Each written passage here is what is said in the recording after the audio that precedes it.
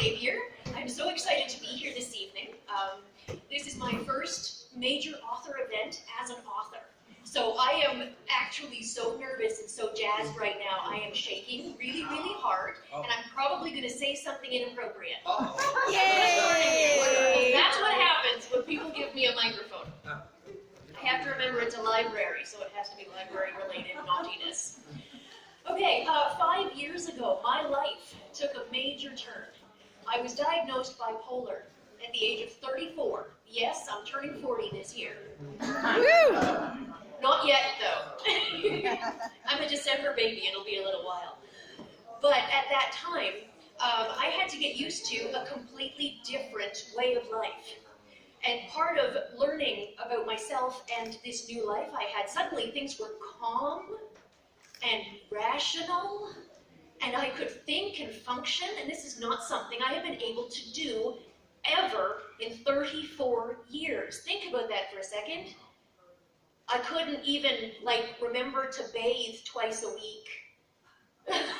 It didn't happen. I dropped out of high school. I have been to jail. I am a rape victim. I was in an abusive marriage. All of these things are connected to my bipolar disorder not being diagnosed for such a long time. And I talk about them all very, very openly, so if anyone has any questions, I'm sitting in the back corner over there next to Trudy, near the door, so you can run away if I'm being a little bit odd, because that happens too. So anyways, I decided at that point I needed some help and I needed some direction, so I decided to go back to high school. It was one thing that I hadn't been able to do.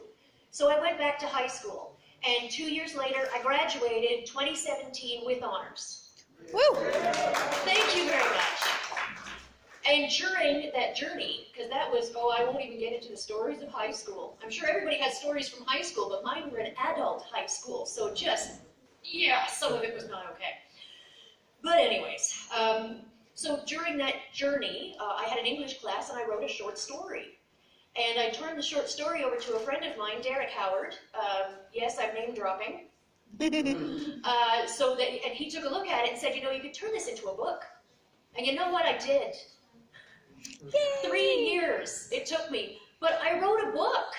I wrote a book. Woo! I couldn't even shower twice a week, and I wrote a book. Amazing!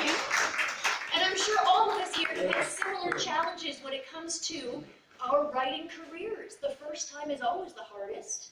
It can be difficult. There's tons of research. There's all this nonsense going on. You have a life to live. I have 3 beautiful children who have been on this journey with me. The oldest 2 are boys who are autistic, and one has anxiety disorder that causes him to have seizures. And then I have a daughter who's completely normal. So God help me, I don't know how to parent her. I have no idea what I'm doing. I don't know what it feels like to be a normal little girl. I was never a normal little girl. So everything in my life is all about experiences and interacting with people and meeting great new friends and just having the best dang time I can. And I recently scored myself 2 Leafs tickets in the gold section. So yay me, I get to go to my first ever hockey game for my 40th birthday. I'm very excited about that. So that's a little bit about me. My book is called The Name of Your Mother, and it was inspired by my grandfather, who fell in love with peanut butter, having been injured during World War I when a trench collapsed on his legs, and he was sent to a Canadian hospital, a Canadian field hospital. And he was fed peanut butter for the very first time.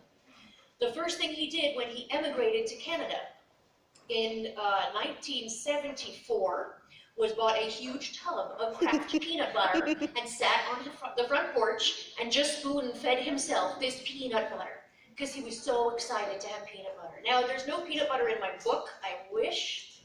It turned into a steampunk adventure full of strong female characters in a World War II kind of feel and genre. So definitely for adults, not for children, just like me. And I just want to say a special thank you to Jody and the Springwater Library for having me out here today. Have a wonderful evening, everybody.